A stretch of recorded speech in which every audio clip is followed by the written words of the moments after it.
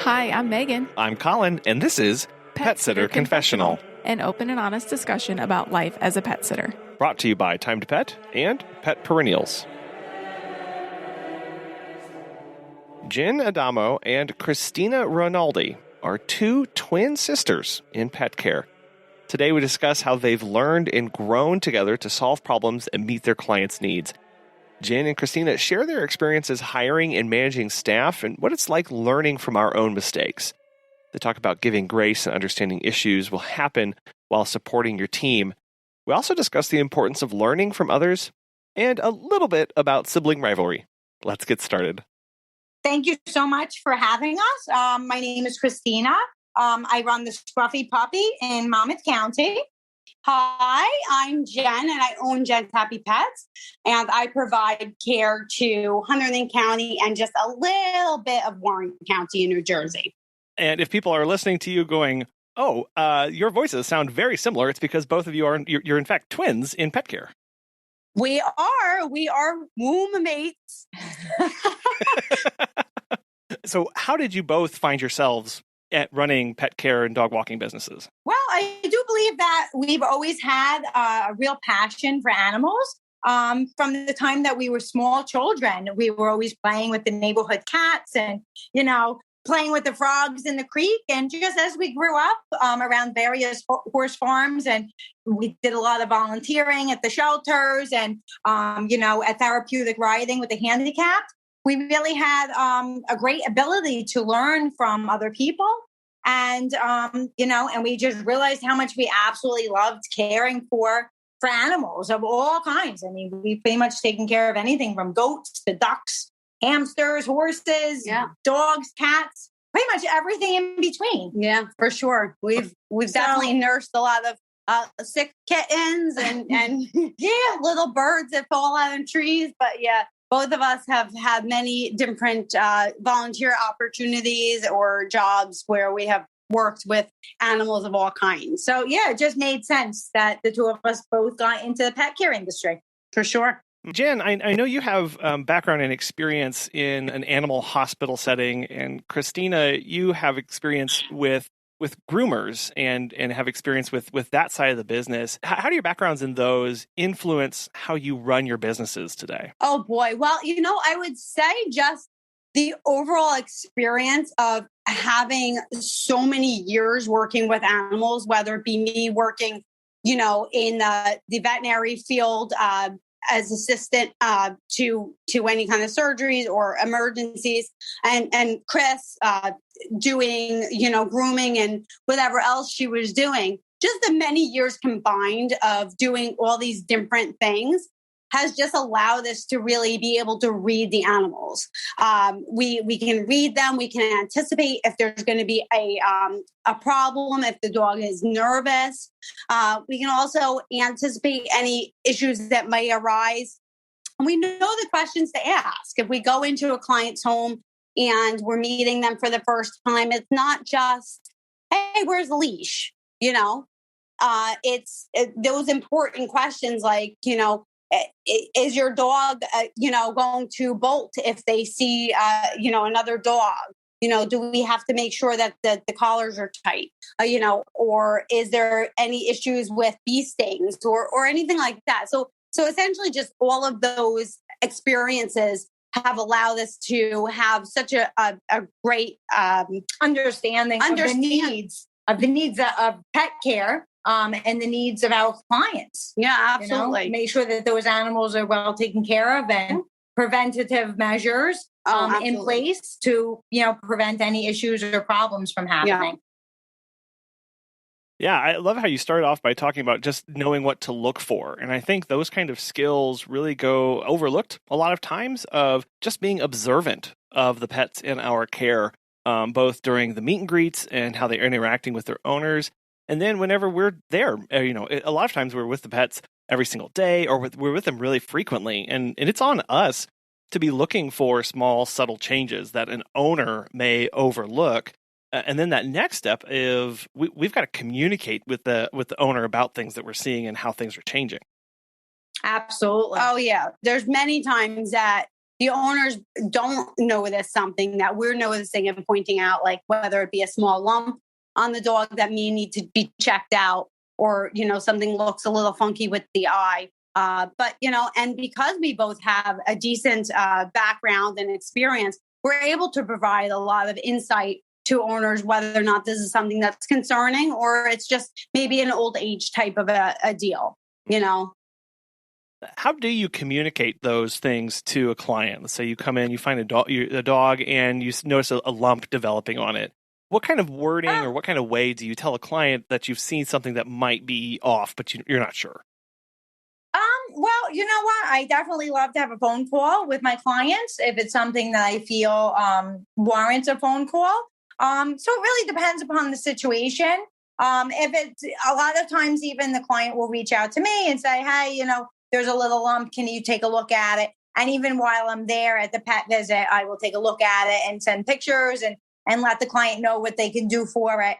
In my own experience, rather than even taking the animal to the vet for something that I am very well aware will go away on its own or just needs a little of this or a little bit of that. But we do also have the wonderful Time to Pet software. So ourselves, as well as our staff, are able to send out, beautiful pictures and text message updates to the client and let the clients know, what's going on with their pets. If their pets peed or pooped or, have diarrhea, anything like that. But if there's anything concerning, then we will definitely get on a phone call with the client, or I will even text directly. And my walkers are great too. My walkers will know to shoot me a text or send me a phone call if they notice something that's a little bit concerning. And then I will shoot out a phone call or a text to my client, depending upon if I know if they're working or not. Because I don't want to, mess up their work day with a phone call, but I will shoot them a text at least and tell them to give me a call and we'll discuss it. And it's totally right. It's totally each individual situation. You don't want to be an alarmist. If it's a scenario where it's an emergency, of course, but if it's something that can wait until a little later that day, then you wait. Just totally depends upon the situation. Yeah. I really, you can't underestimate or undervalue the power of a simple photo these days. When it gives you an example of what's going on, it gives a timestamp of when you took it, right? So if any questions start to arise, 100%. Yes. You've got that to cover you, and then to share as well, because a lot of times we might forget or not remember, was it 3? Was it 4 that day? Let me go back, check the software. Then I can check photos and see how things go. It really does help a lot in those situations, especially if you're trying to piece together or communicate something that may be time sensitive if the dog is having a reaction to something that could be medication, or maybe they ate something different. Those little things really do help you whenever you're trying to communicate to a client, and then they give surety to your client because they know what's going on. Absolutely. Yes. And even beyond that, the clients love the pictures. That's for the clients to have that peace of mind of not just getting a text letting them know that the dog had a great walk and they did their business, but to see their dog is really like excited and having a great time. Like that client can relax by the poolside, or they might be having a stressful day at work, but my clients will tell me all the time, I love these pictures. I'm having such a rough time at work. And then this picture pops up on my phone and puts a smile on my face. They just look forward to it. Right. Yeah. And it's really heartwarming to go into a client's home and you see the photo that you took and it's framed or it's on the refrigerator. You're like, oh. Yeah. That happens all the time. I find that a lot of the pictures that I take end up on the wall or as the Facebook post for the clients. It's the social media, post. It's their new profile picture. Exactly. It's very sweet. It's very sweet. So both of you have this background in pets and have lifelong lovers of pets. How did you start a business, and why did you decide it was time to get into pet care? Oh gosh. I'll speak for myself in saying that. I did take a break for a little bit to raise my kids. I was a stay-home mom. So, after working on the horse farms and grooming for many years, I did stay home with them and raise them for a while. And then it was time for me to start making that money again. And this was just the best route for me. It was, I was kind of just blending back into something that I was very used to doing. I was very comfortable doing. It was just a matter of really just getting myself licensed and insured and making up a business name for myself. And what was great about it is in the beginning, when I first started out, I was able to, pop out, do some walks, pop back home and check on my daughters. They were older at the time. So it's not like I couldn't leave them, but I didn't want to leave them for, 40-hour work week plus commuting time. So this was really awesome. I could take them to school and do a couple walks and, then go back home and have a cup of coffee and go back out for a few more walks. So it was really good because I really had the ability to be there for my kids and take them to their friend's house on the way to walk a dog, or even just, watch a dog in my home and make some money that way while I was cooking dinner, So, it was definitely, it made the most sense for me. My answer is going to mirror Christina's. Mine is very much the same. So essentially, I was working at the animal hospital, animal shelters, and then, took a break for a while I was raising my family. When everybody was back to school full time, it was like, okay, now mom has to go back to work. And I did think about going back into working as a veterinary technician for somebody, but I decided that I didn't want that 9-to-5 schedule. I wanted to be there for my kids. So very similar to Chris in a way that I decided to kind of be my own boss. And that comes with its own challenges, but you can also take the jobs that make sense for you and work it around your family. So there's a very good balance there. Yeah. No, Jen, you mentioned the challenges that come with this. What were some of the unexpected challenges when you started that you maybe didn't foresee or you never expected for you to have to overcome?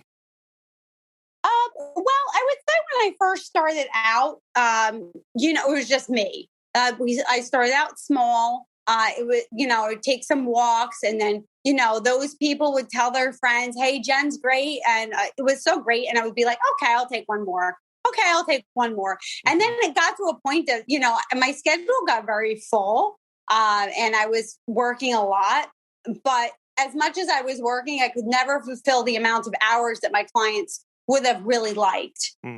So that was definitely a challenge in the beginning before I started hiring some help to essentially be able to cover more shifts and be able to cover more of the client requests. Those days where you start growing and you start having to say no, or you feel guilty that you're having to turn people away because you're booked. And that's always a good thing, right? We like being booked, we like being full, but it means that you're going to have to say no to some people. And that can absolutely grate at you and feel like, oh, I'm not actually serving the people I want to. And you start to have these kind of questions of what's the next step, or how do I get past this?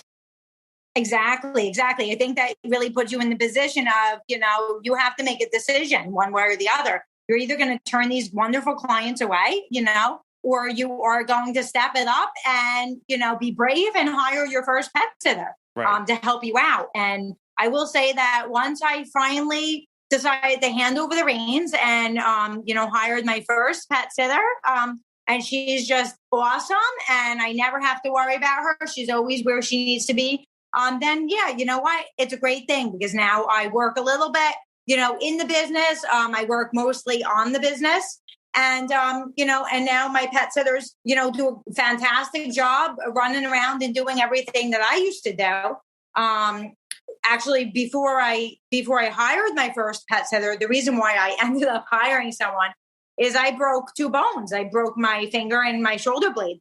Oh. And within 2 hours, I had walks. I had a lot of walks. So guess what I did? I took some Advil and I went out and I did those walks. And I was just thanking God that I didn't break my ankle. But it was a very trying time, a very difficult 3 months of not healing well because I couldn't have, bed rest like the doctors ordered.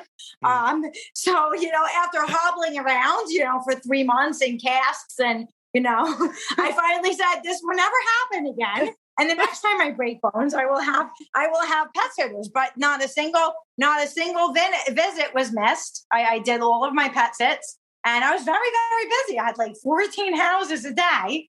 Some of them were, 3 per day, but I had about 14 stops per day. It was in the summer, vacation care on top of daily dog walks.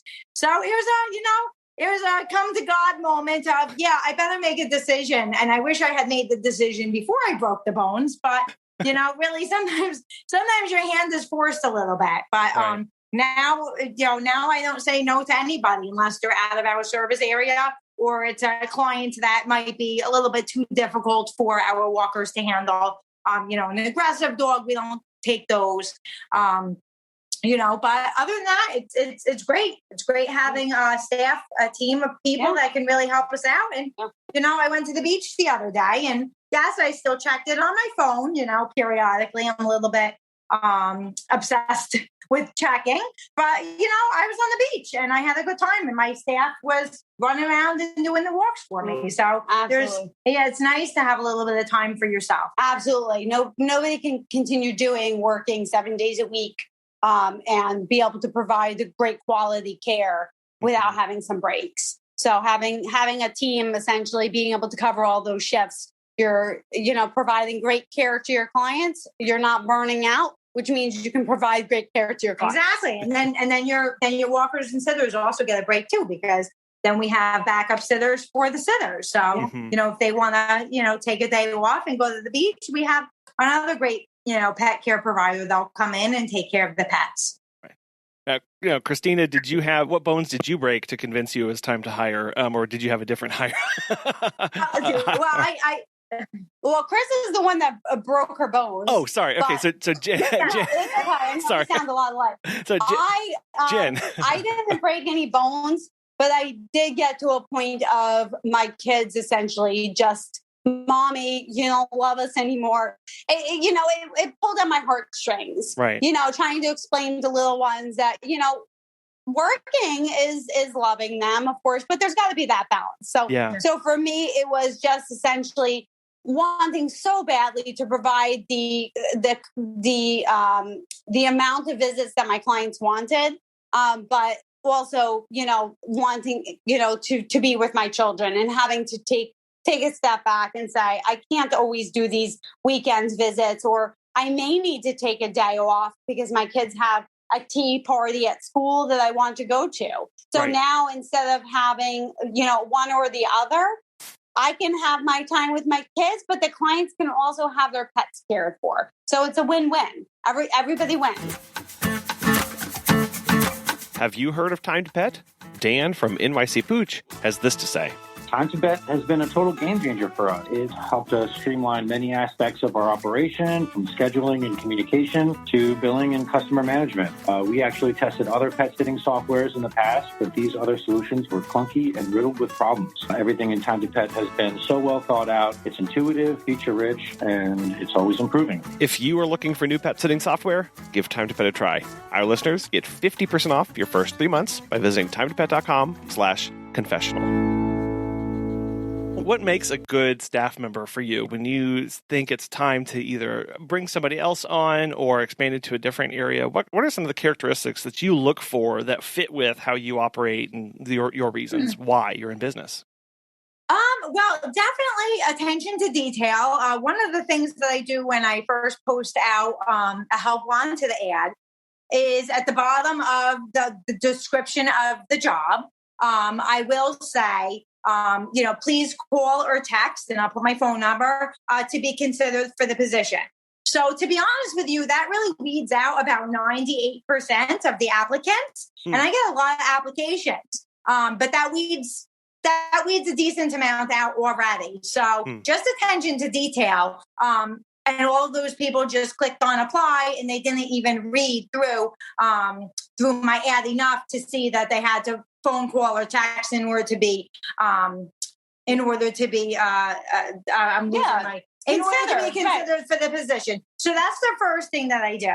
And then obviously in the ad, I do state that we walk in all weather conditions, whether it's, sleet or freezing cold or, the hottest, summer day, we walk in it all. And we walk for extended periods of time. So we do try to find somebody who's active, who doesn't mind working in the weather, that they like the dogs well enough that, even in miserable weather, they're okay with it. They don't love it, but they'll stay on the job. I think it's easy enough for somebody to walk a 15-year-old beagle down the street in the nicest weather. But as soon as they get a German Shepherd puppy jumping up on them in the sleet, that's when they might quit. So I do, I do definitely try to weed through people just in the application process. But then as soon as they sit down, I usually get a pretty good feel for the type of person that they are. Are they warm? Are they engaging? I do look at some physical characteristics as well. And I do feel to myself, if they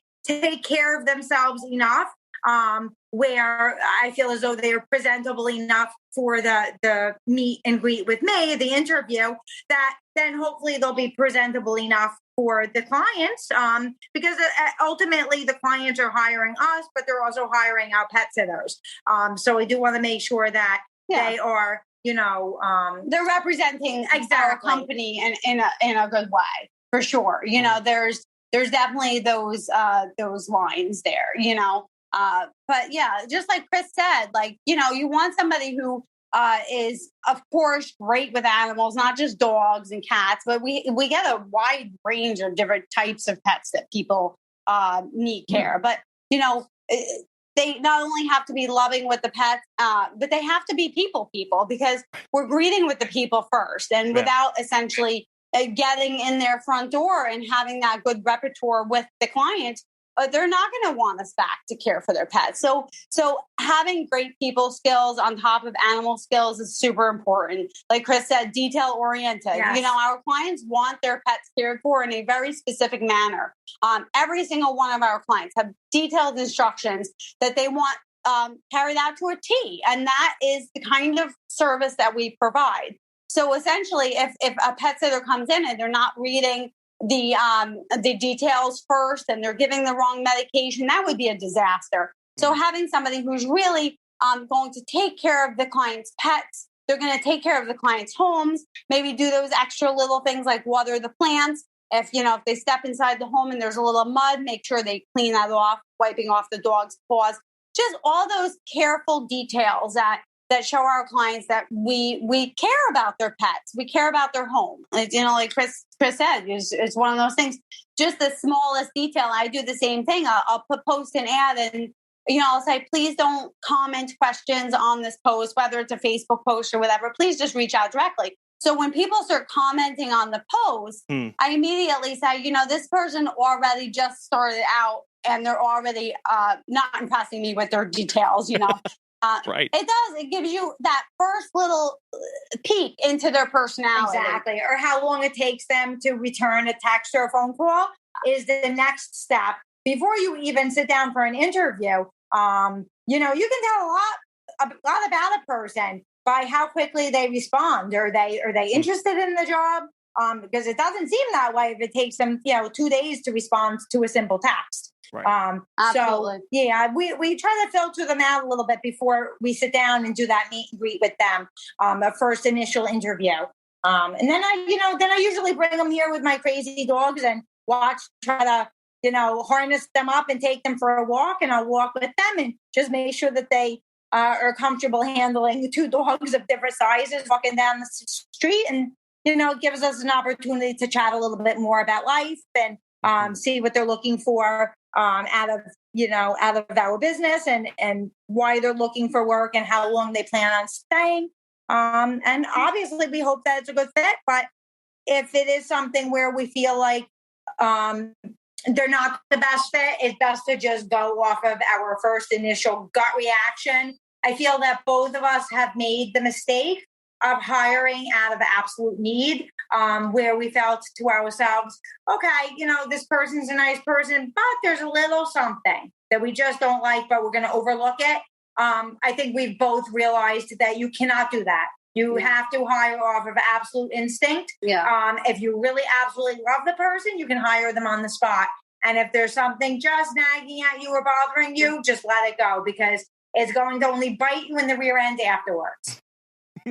Well, I think that gets to another aspect of bringing on staff. It's not just the need for help in the field and doing the walks and drop-ins. It's now on us to be managing them and have some oversight. So is that something that you both found came naturally to you, or did you have to kind of grow into managing people? I'm a people. So I feel like I do pretty well with, I wouldn't say managing people, but reading people and wanting to make people happy and comfortable. So for me, I feel like, starting out with having, some new people on and just trying to manage what their wants and likes and dislikes are, because we're all individuals. So you could have a great sitter, but they have personality traits that may not be a great fit for a particular client or particular pet. So really essentially just managing where, you want to make sure that everybody's happy. And that's kind of a very, it's a fine balance there. You want your sitters to be happy. You want your clients to be happy. And if everybody's happy, then you have a really well-run business. But it's a fine balance to keep that going that way. Christina, I know that one of the services that you offer is overnight care in a client's home. And I've noticed a big increase in requests for that, not just in our area, but across all the Facebook groups and everything. It's a growing demand. And so I did want to pick your brain a little bit on how you make that work and still make sure that it's worth you and your staff's time.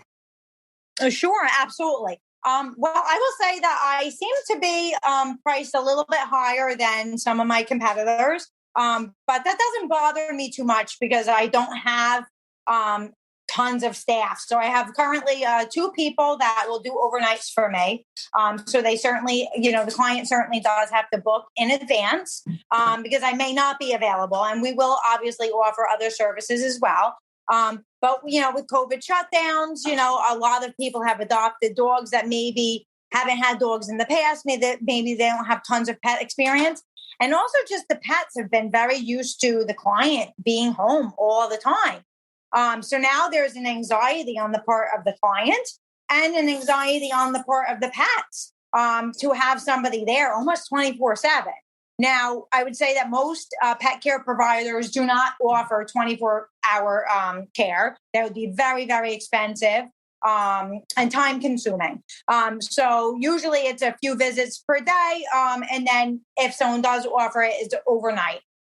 So we will do 9:30 p.m. to 7:30 a.m. overnight care.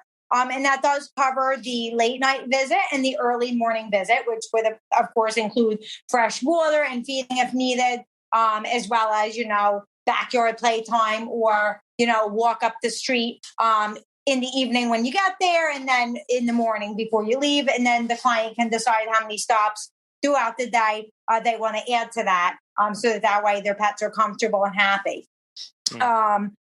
So I do only have 2 pet sitters that do that, though. It is a tough sell for the pet sitters. So the pet sitters have to make enough money on the house.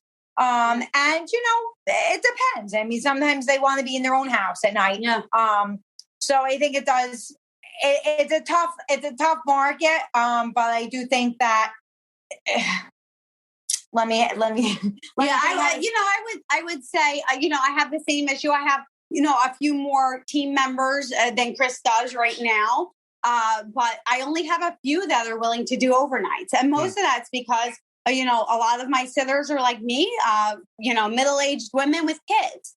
You can't sleep over somebody else's house because, you have kids that need you. But the other ones, maybe whether they have their own pets that they have to care for, they don't want to leave their own dogs, or they have maybe sleep issues. Sometimes you're just not going to sleep as well in somebody else's home. So it's definitely, I see the trend of a lot more people looking for overnight care than they ever have before. But there's definitely, it's a harder position to fill. And you do have to pay your sitters well enough to make it worth your while. Absolutely. And sometimes in a sense, like for me, I find that doing that, I'm actually making less. But if I'm going to make my clients happy by paying my team member a little bit more so that they'll sleep over the house, I may be making less, but overall everybody's happier. Yes, I would absolutely agree with that. Yeah, it sounds like trying to find that sweet spot between the price that you're charging and the time that you're over there. So both of you do a 9:30 p.m. to 7 a.m. And I think those times are really crucial to make sure that we're capturing enough of the overnight, but not going into a 12-hour overnight or anything like that. I think the reason why I do structure it in a way that the client can modify it. Obviously it's going to cost them a little bit more. But the client can modify it if they wanted a longer period of time. But this is actually a great time frame because this allows our sitters to also take care of other vacation care clients. So normally vacation care clients are like 3 times a day, early morning, later in the evening, and then, midday stop. So that way our pet sitters are able to bounce around, make their money, during the day and then still make a little bit more money capping that off to basically sleep over at the client's home at night. So absolutely. You can balance the pet sitter's schedule a little bit more because essentially if you were to stay over for too long, then you would have to compensate your pet sitter for all the visits that they couldn't do somewhere else. Exactly. So yeah, for sure. It's, and it is, it's a fine balance. Most people who do the overnights will, they'll also choose like a midday and dinner visits as well. So we're at the house a lot. The dogs have lots of company. And they're happy. Yeah, and the clients are usually willing to pay for great pet care. So we do have clients that don't want it at all, and it's not in their budget. But the clients that do want it, they usually have no problem paying for it. Yeah, absolutely. Now, I believe both of you kind of have both of your businesses set up and structured very similarly. So I am curious why you didn't decide to go into business together and instead operate 2 separate businesses. Well, essentially, it's just geographical. We both live in different areas. So we would have to be humongous to be able to serve the same area. Okay. So this works out great in a sense. We can each have our own business, but we do. The reason why our businesses are so alike is, first of all, like we grew up the same. Our personalities are very similar. But really, between the two of us, we figured out what works and what doesn't. How can we provide the best possible care for our clients? Keep the price point, at a reasonable level where it's competitive with, not just every pet sitter out there because, we don't really compare ourselves with like hobby sitters and things like that, but competitive with other professional pet care providers, and then tweaking our businesses so that we can find, like you said, those sweet spots where we're doing these things, making everything run smoothly. And, we troubleshoot a lot. If something's working or not working, we'll call each other up and say, hey, listen, what do you think about this? Or, maybe Chris has tried something that I haven't tried yet, or vice versa. So, it just kind of worked out that way, that through back and forth, we just started, making our business structures very similar. Yeah, it sounds like you're able to bounce ideas off of each other. And I think that is really important in this industry when we can feel so alone or so disconnected from others that we should be reaching out for help. And not many of us have a twin sibling to do that with that's in the same industry. But we have, people that are still operating in our town that we should be reaching out to, should be building community with, as a way to start problem solving. I love how you said that I have this problem. How have you solved it? Or this thing's going on. How should we price this? Just having somebody to bounce ideas off of is really powerful for us because it helps us know that we're not alone in struggling and dealing with these things. And it helps us progress and learn faster when we have someone along our side. Right. Oh, absolutely. Yeah. And somebody else who kind of understands that same type of problems that you're having. You can complain to a spouse or a friend, about your day, but nobody besides another, whether it be a pet care provider or, maybe another groomer or something that's in some kind of a similar business where essentially you're dealing with so many different types of clients, personalities, and pets, where essentially you have to make everybody happy. So it's not like having one boss. It's like having 500 bosses, and everybody needs something different from you. Well, how do you handle that demand on your attention and your space when we have so many people that we're trying to placate and satisfy every day? Well, I think what's great about it is, especially with the software we use at the time, the pet. The clients really do a lot of the work for us. when they sign on for pet care, they do fill out a pretty detailed profile as to where everything is kept in the house, any special instructions if the dog or the cat have sensitive area that they don't like to be touched. So the software definitely helps us to share information between ourselves and the pet sitters that are going to the house. So that's certainly helpful because before we go into the house, we can view the entire profile and say, okay, 2 scoops of kibble and, a half a teaspoon of wet food mixed in with a dollop of water for this particular house. So it's very helpful and useful because, every client is different. And, for the most part, most houses are relatively similar in the sense that, yes, everybody gets a fresh bowl of water. We're making sure that, all of the gates are properly locked and the house is locked. But definitely having the software is very, very important for having this many clients and having an active staff running around and, sharing pet sits. And, you certainly couldn't have files on all of these people bouncing back and forth. So, it is very easy to take care of clients that have specific needs and wants. And, there are times that we will make sure that, a specific client gets, a certain walker because I happen to like that walker. But for the most part, all of our walkers are able to handle all of our clients' needs. And let me think. What I mean, it's essentially what Chris said. The software is a great way to kind of streamline things. I think of the software as like a mini manager for me. Before I had the software, it just it was a struggle to kind of keep on top of everything. So that cuts down sometimes. But also, I think just having some boundaries as well is really important. I do tell my clients, listen, I am here for you. If you need, you can reach me anytime. But having those boundaries where, clients are not calling and texting you every hour of every day, mainly after business hours. I do ask them, request services through the app or whatnot. And we are here if you really need us for an emergency or something. Right.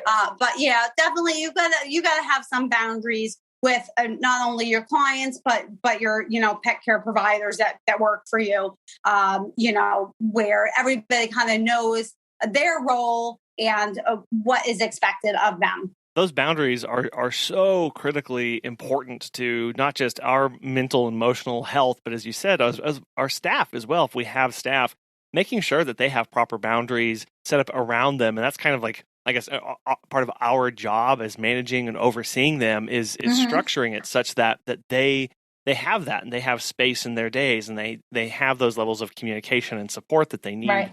Yes. And they feel supported.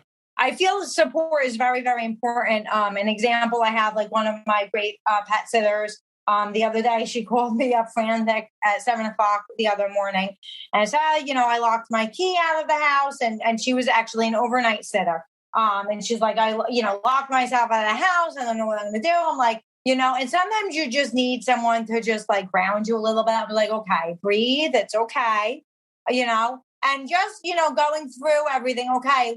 Did you check this? Did you check that? Okay. Let's try to pull the door handle, as you're turning the key. And, and she was in such a frenzy because she was so upset that she, was maybe a little tired, and missed something. But then she was like, she felt so better. She's like, oh, I didn't think about that. Thank you so much. I was so panicked. And I think it's very important to understand and realize that these pet sitters, are just like you started out. Sometimes we make mistakes and we hope that those mistakes that we make are, very minimal. And I usually will always tell the pet sitters too, that work for me, don't worry about it. It's okay. Nobody, I always say, and it sounds awful, like nobody died. And I say this to kind of put the perspective over certain things. Yeah. When somebody's upset over something, I'm like, nobody died. It's okay. Let's breathe. Let's think about this. Yeah. So I do feel that it's important to be there for your pet sitters and to be compassionate and understanding, rather than jumping down their throat if they made a mistake. or if they forgot something, just gently remind them and let them know, it's okay. Just remember next time and let's see how we can fix this with the client. Maybe let's just say, for an example, the dog, got out of the crate because, pet sitter forgot to double check that the crate was locked and the dog made a mess in the house. Okay, how can we fix this? We apologize. And, we comp a couple pet visits to the client and clean up. And, obviously if there's any damages, we go through our insurance. But you know what? Even the best of pet sitters can make a mistake. Yeah. So I do find that we're just compassionate and human, just like we would want someone to be compassionate and human to us. I think that we just have a much better working team. And people that are happier to work for us because they have that they have that support or the sisterhood between the walkers to say, okay, I got your back here. Exactly. Yeah. I got your back. It's okay. So, and I do find that, if someone were to make a mistake, I do find that they generally don't make that mistake again. Because they themselves have learned from the mistake. Yeah. So it's usually something very small. It's usually something very small. It's something very small. So something you can definitely overcome and not an issue. Yeah. You definitely have to support your team. If they don't feel supported, the team member or pet care provider that feels well compensated for their time, they're given breaks, they're understood. They're going to take much better care of your clients. Your clients are going to be happy and you're happy. And they're going to stay. It's a great balance. And they're going to stay a lot longer, which is what our clients want. They want consistency with the pet sitters. When we look at the mistakes that we make, and I think you do a great job of trying to remember to put that into perspective of either what the mistake could have been or what could have happened, or the other mistakes that are of the 1.5 million mistakes that can happen in any given day. Right, like most of them are of inconsequence, or most of them are just a minor inconvenience, as opposed to a major life or death situation. Now we have to prepare for those, and we have structures, and we have policies and procedures to prevent those kind of things. But accidents still happen. We're dealing with living and breathing animals that are still unpredictable a lot and even clients that can be unpredictable. Or absolutely. Absolutely. I had a situation once which was funny. My regular walker wasn't available for the job. So I went, because we never miss a visit. And I had just colored my hair. So, she saw me on the Ring camera and she's like texting me and then she's calling me. She's like, I don't know who's at my house, and she was like flipping out. Now this is a long-term client of mine. And I tried to be understanding as she's screaming and hollering over the phone that there's a stranger at her house. And I'm like, it's me. And I'm standing in front of the Ring camera, like pointing to the phone that I'm speaking to her at the moment and pointing to my hair and pulling my hair. I'm like, look, I colored my hair. It's me. Don't worry. And she's like, oh my gosh. She's like, I'm so sorry. I thought someone was breaking in. I'm like, but it's one of those things where to be honest with you, like she was like really raw and I could have let that client go like at that moment and say, I'm sorry. Like I'm not going to be talked to that way. But, you also understand that people are people and maybe she was, going through something difficult. So she apologized obviously after that. So, but clients can have their bad days too. Yeah, for sure. Yeah. There's a good balance for everything, Pet Perennials makes it easy as a 1, 2, 3 to send a heartfelt condolence gift directly to someone with a broken heart. They have this awesome direct-to-client gift service that takes the effort off of us and ensures a thoughtful, personalized sympathy gift reaches our client or employee. Now, all gift packages include a handwritten card, colorful gift wrap, and shipping fees across the U.S. and Canada. They're releasing an array of milestone gifts and greeting cards throughout the rest of this year that can be sent to celebrate birthdays, extend get well wishes, and welcome new or even rescued pets. They also have a few gift options in case you need to send a sympathy gift in memory of a special human client. If you're interested, register for a free account and receive a discounted package pricing rather than pay consumer prices. Since the service is leveraged on an as-need basis, there are no monthly or annual obligation or minimum purchase prices. Learn more and register using the link down in the show notes and enter the referral code PSC at registration. You will then be given a unique coupon code to save $2 off any packages you send in your first 90 days. When you're working together and you're sharing these experiences and you are kind of partnering together to solve problems, I know how I am with my siblings, right? Is there ever any sibling rivalry or things that come up together whenever you are working this kind of closely in the same field? No, not at all. I mean, when we were kids, who had to clean the room, but no, as we used to share horse, and we would go and clean the barn, and this one will leave the broom someplace, or it actually works out really well for us, I think, because we can bounce ideas off of each other. We have very similar businesses and everything, but we're not actually in the business together. Right. Maybe there would be a little more sibling rivalry if we were actually doing it together. I don't think so. I think that we would probably, work very well together, But so we're kind of too far apart to be rivals on anything. Yeah. But I don't worry about anyone else's business. We have a lot of pet care providers around us. And, I just work with the clients that reach out to me. Yeah. And I'm happy for the other pet care providers that, that work in the area and people, reach out to them. So whatever works. It's a good fit for everybody. Yeah. Yeah, I love how you address that. And the reason I bring that up is because one of the dangers that we can get in business is start comparing ourselves to others and how the other people are doing. And so it's nice to hear that because you're working so closely together, but not in the same business, you are able to bounce ideas off each other like this and work more in this partnership. So what advice would you give, though, to people who struggle with comparing themselves to others and feel like everybody else is doing it better than they are? I think focusing on what you do well is most important. I think it's a great idea to look around, you see what's working for other people, if you want to implement that in your business or not. But essentially, it's your business. It's your baby in a sense. You have to do what works well for you, because that's you're going to do best at you. You try to do how other people are doing it. They're doing it that way because that's what's best for them. That's what works well for their family life. Their family life could be completely different. The structure of their business is a little different, but you're seeing the outside. You're not seeing how they've structured the inside. You're not seeing the vacations maybe that they have missed.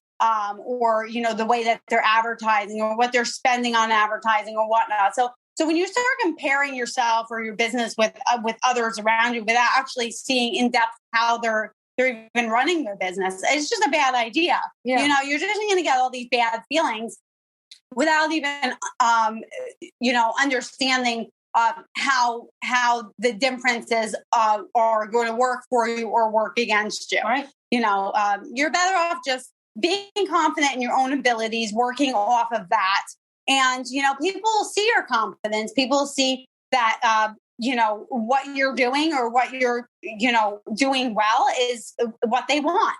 And if it's not what they want, then they'll go with somebody else. But that other business and, isn't what, the next person wants, and they'll come to you. Yeah. So, yeah, absolutely. I think it's almost like comparing yourself to an Instagram model in a way. You see all these beautiful Instagram pictures and you look at them and you think that they have a fabulous life with a fabulous house and cars and you wish that you were them, but then you don't see what's behind closed doors. You don't see what their life is really like. Yeah. That's a very dangerous thing. And I think if you just focus all your energy on your own business rather than worrying about what everyone else is doing, you'll have a much better time and you'll grow your business that much faster. Yeah, I think there is a very fine line between looking at what other people are doing so that we can learn and that we can kind of see the state of the industry or how people are pricing or what kind of services people are doing versus, that can easily flip into comparing and feeling like we don't belong or we're not enough or what we're doing everything and we're just kind of making it up as we go along. That we do need to be reaching out to people, and we do need to be building community but viewing people more as community and not competition in that sense. Right. And actually Right. getting help and being a help to others. Yeah, there's a balance for everything, for sure. And you can have a good relationship. I know a bunch of other professional pet sitters in my area. Now, are we competition? Sure, we're friendly competition though. You know what? We all do our own thing. We have our boundaries. Like, we don't Facebook friend each other. We don't like each other's pages. But you know what? If I have a client request come in and I can't service them, I'll send it to them, and say, hey, you know what? You can take this client. I can't help them. I never badmouth another business in my area, even if I don't necessarily agree with their policies or what they do, because ultimately I believe that my business will shine out. So I stick with really staying very positive. But yeah, I think you can have a really great balance where you are in a community where there's lots of other pet care providers, and in a sense they are competition, but you don't view them that way. You just view them as other people that do the same thing that you do, and they're all trying to feed their families. Yeah. Everybody's just doing the best that they can do for themselves. Absolutely. I also have other pet sitters in the area that, once in a while, if I can't take, a boarding dog, I'll send her away and vice versa. We have nice chats on the phone here and there. We also bounce ideas back and forth. And I think it's nice. It does form a sense of community, and you feel like you are kind of in it with somebody else, even though you're both in the same industry. But it is one of those things, whoever calls her, they're her clients, and whoever calls me, they're my clients. So it's not really something that you even really need to worry about. There's enough work for everybody. Exactly. Especially Really with everybody going back to work. And all these COVID dogs. Yeah. There's plenty of work. Yeah. Everyone got a COVID puppy, which is wonderful. But now they're going back to work, and it's like, oh, my dog is so used to having somebody home. They're not getting the same exercise that they were getting. They're destroying the house. They're anxious. So that's where we come in. Yeah. So how are you addressing that? Because I know that is a problem that is really rampant here in the United States, at least, and I know globally too, as people are having to adjust with their pets. Have you changed anything about your marketing to people in your area, or do they kind of already know they need help? I think that, with COVID, just coming out of the COVID shutdowns, I do think that, both of us are trying to market a little bit more than we were, just because we lost everybody. All of the pet care industry lost, and we pretty much have been sitting on our rear ends. So I think that, we have been definitely advertising. We are definitely seeing a lot more of the vacation care clients coming in, and the requests are coming in for that. Yeah, daily dog walking, we're hoping by September, when all the kids are back in school full time and people are getting back to work in the offices, we're hoping to get those daily dog walking clients back. Yeah. But right now we are focusing on those vacation care clients and the people coming out of the COVID lockdowns, and they're excited to go out and use their passports again and travel and go go overnight to wherever they're going. Yeah. So that's definitely been keeping us busy. Yeah. So I'm not sure that we would necessarily need to advertise too much, because there's definitely a need for it and people are looking for you. But it's definitely important to put your name out there, so when somebody's actually looking, your name is in front of them and they can pick you from another pet sitter. Having great reviews also has a lot to do with it. When you have a great reputation, great reviews, you can advertise a little bit so that you're there, but essentially that's going to bring them in. Yes, word of mouth, definitely. I get a lot of clients through word of mouth. Or if I post on Facebook, I will have, 10 clients jumping on board and saying, oh, Christina and the Scruffy Puppy are excellent. She's got an excellent team. They took such great care of my pets.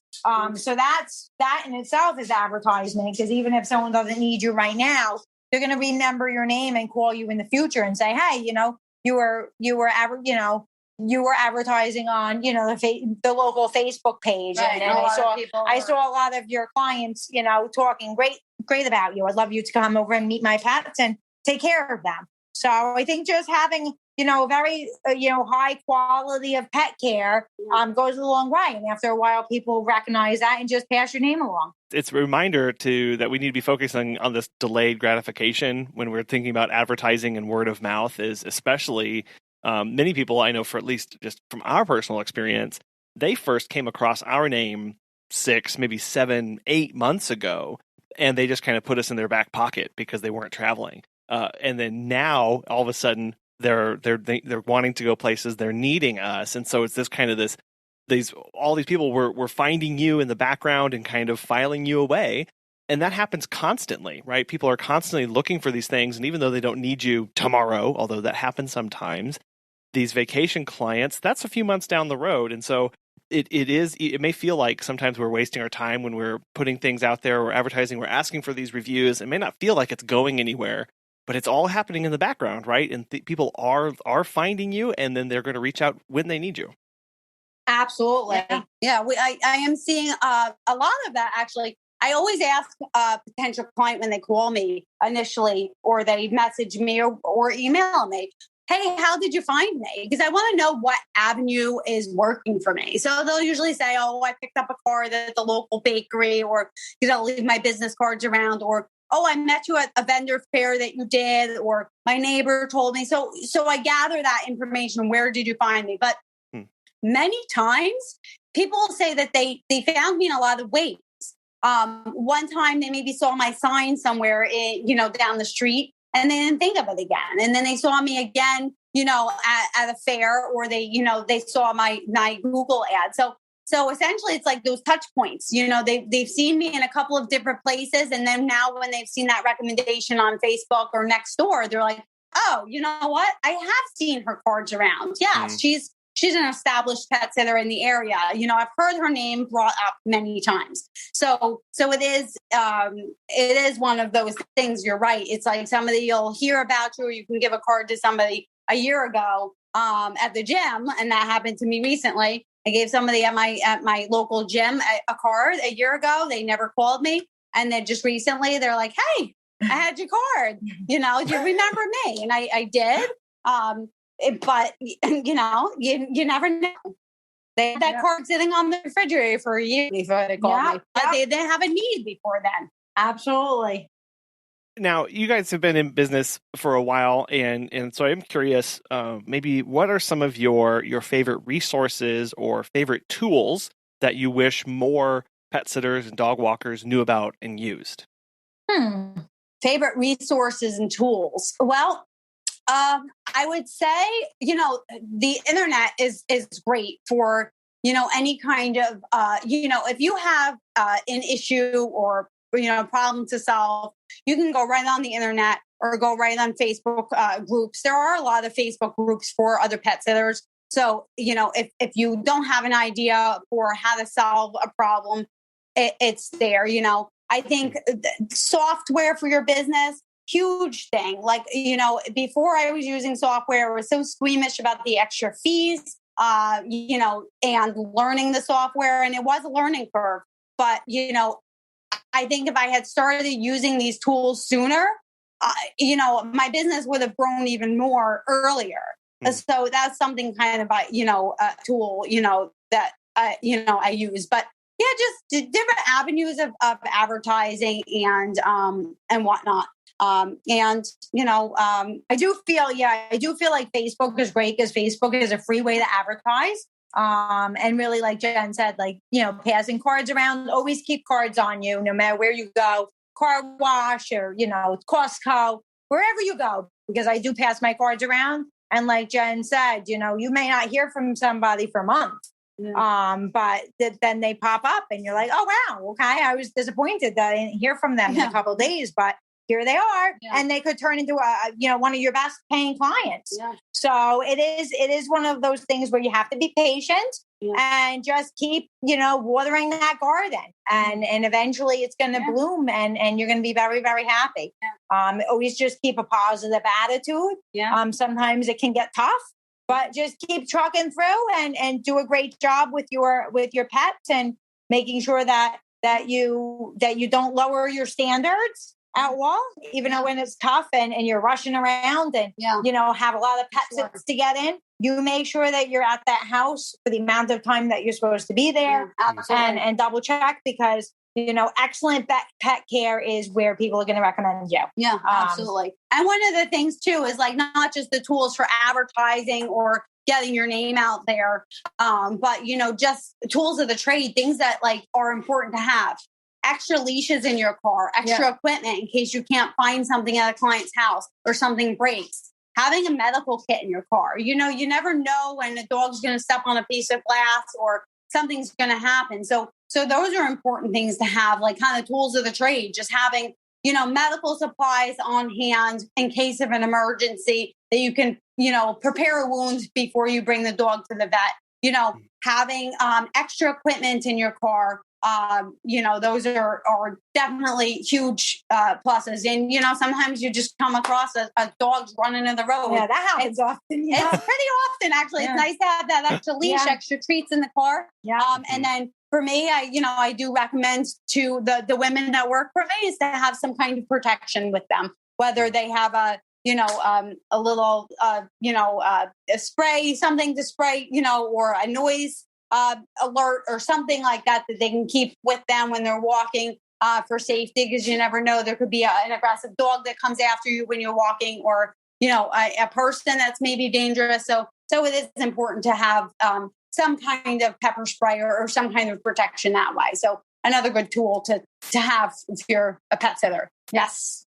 Jen and Christina, I have thoroughly enjoyed our conversation. I'm so happy to have you both on to talk about your history in pet care and to encourage us to pay attention to our staff's needs and to continue to learn and give them grace when accidents happen and things go wrong, and that we should be reaching out to others and being involved in them and not comparing ourselves to them either. I know that there's a lot more here that could be covered, and people are going to have questions about both of your businesses, though. So how can listeners get in contact with you, follow along, and pick your brain on questions that they may have?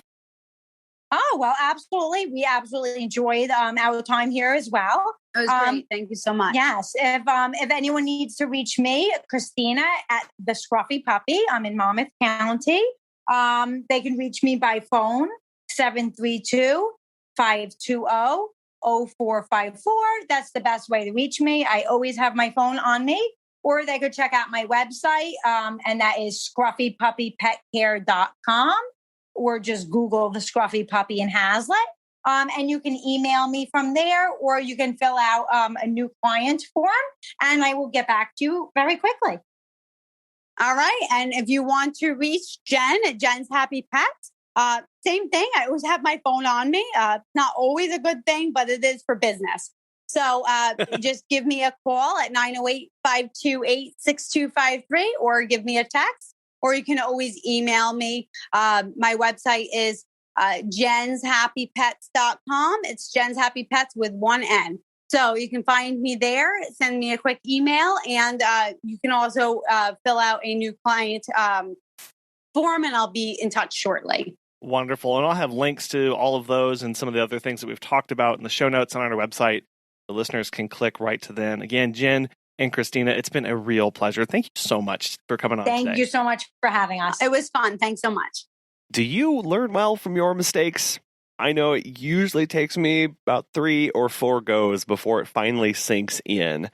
What's really important, too, is not just realizing that we can learn from our own mistakes, but we can learn from the mistakes of others. And that's why when we have staff, when we have people working around us, we can totally learn from them and get their feedback and input. They're going to do things that we would never have thought to do.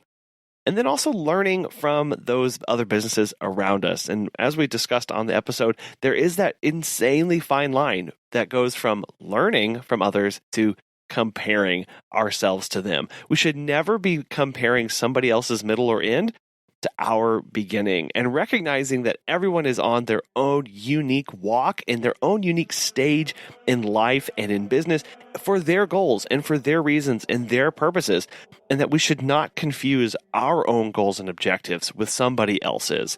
Learn from them, get their feedback, get input on what you're doing and how you can improve, but don't compare. That would be one of the worst things you could do. You're going to set yourself back. You're going to set yourself up for failure. And you're going to start questioning everything that you do. You know your business. Trust your instinct. Get the help that you can, and then execute and know that it's going to work out. We want to thank today's sponsors, Time to Pet and Pet Perennial, for making today's show possible. And we really want to thank you for listening and for showing up every single week and sharing the episodes and giving all the wonderful feedback that you do. We'd love to know how you have learned from others and how you have wrestled with learning versus comparing yourself to others. You can send that to feedback@petsitterconfessional.com. Megan and I hope you have a wonderful rest of your week, and we'll be back again soon.